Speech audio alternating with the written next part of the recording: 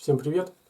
Друзья, извиняйте, сильно не ругайтесь, но видео с процессом изготовления вот этих ножей его не будет, потому что здесь ничего нового, все это я уже много раз делал, ну и смотреть много раз однотипное видео, ну мне не интересно, я думаю, вам будет тоже.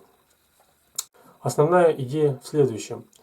Вот такой простой, лаконичный, прямолинейный, без изгибов дизайн я использовал раньше только для ножей с клинками якутского типа.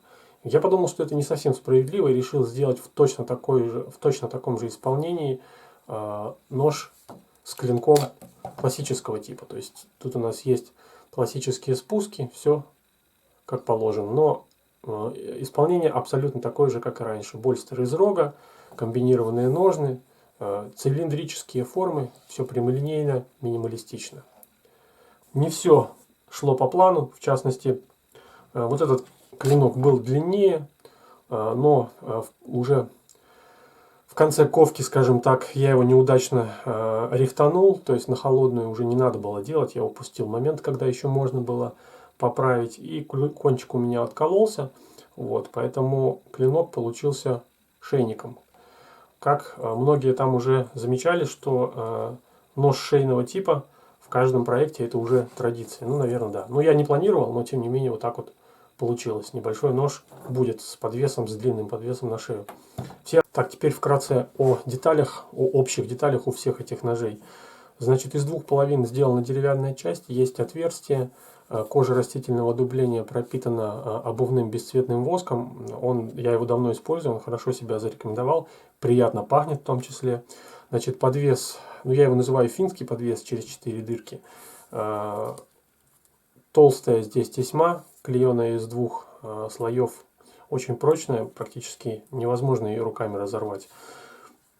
Значит, реализована посадка любой стороной, то есть кожаная часть формовалась при положении ножа вот таком, то есть режущей кромкой, ну если мы смотрим сверху, получается туда, да, потому что мы вот правой рукой берем и засовываем нож в ножны. В таком положении и формовалась. Но другим положением нож тоже заходит в ножны. Ну это возможно для левши, это удобно будет, то есть человек может под любую руку там доставать, как ему удобно.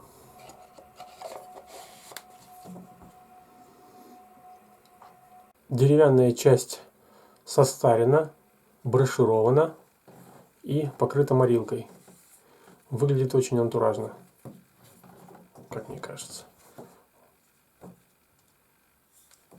А теперь пробежимся по характеристикам. Значит, на всех ножах сталь Х12М номер 1. Древесина здесь ясень. На клинке оставлен грубый продольный сатин. Длина клинка 110 мм, ширина 32, толщина в обухе 3,4. Сведен этот экземпляр где-то в 0,3-0,4. Длина рукояти 120 мм. Здесь ясень, свелеватый. Вот кое-где здесь есть свелеватость некоторая. Вот так вот он выглядит. Такой очень ухватистый, рукоять широкая. Отлично лежит в руке. Ну, в любой руке будет нормально лежать, я так считаю. В ножнах фиксируется пока плотновато. Но, в принципе, я думаю, со временем обычно, как показала практика, будут доставаться нормально. Значит, номер 2. Тот же самый ясень. А причем здесь у нас ясень кавказский, а это ясень я самостоятельно заготавливал. Он у нас там рос в парке. Вот. Я одну чурочку, там что-то пилили, я одну чурочку себе уволок. И могу сказать, что они отличаются. Да, то есть вот этот ясень, который у нас растет, он мягче. Вот этот ясень мне присылал подписчик Сулейман. Сулейман, здорово. Он намного тверже. Итак, ясень точно так же броширован.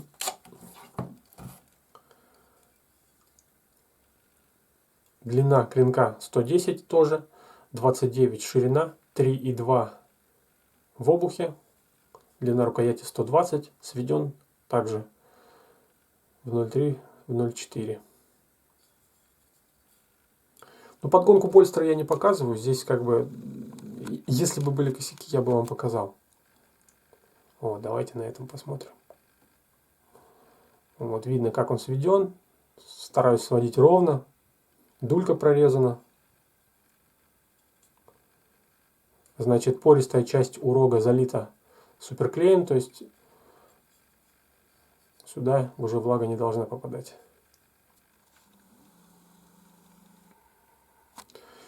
Так, не помню, говорил, не говорил. Длина рукояти тоже 120 миллиметров. Значит, номер 3, самый здоровый. Отличается он тем, что здесь ясень натурального цвета. Я его не морил и не брошировал, просто отшлифовал и все. Ясень это мне присылал Сулейман тоже. У него очень классный рисунок, смотрите. Он такой какой-то тигровый. На свету будет играть здорово. Он даже какой-то разный, с разных сторон.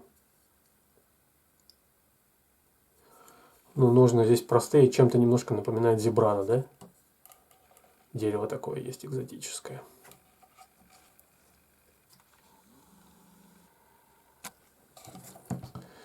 Длина клинка 116, он самый длинный.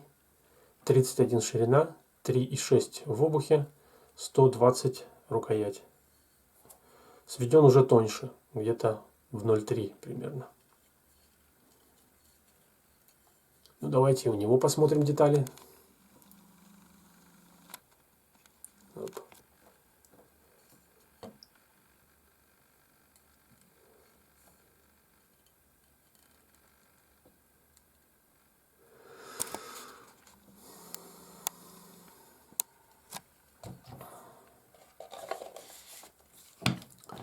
Так, номер 4, маленький, на шею, длинный плетеный кожаный шнур покупной.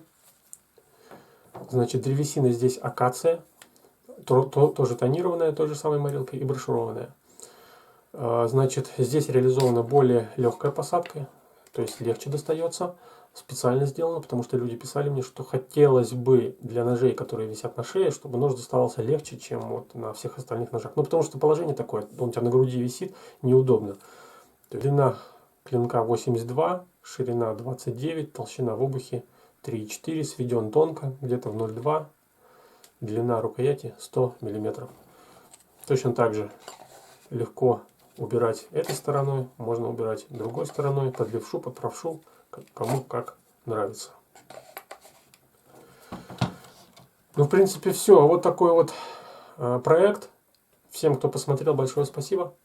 Всем пока. Берегите себя.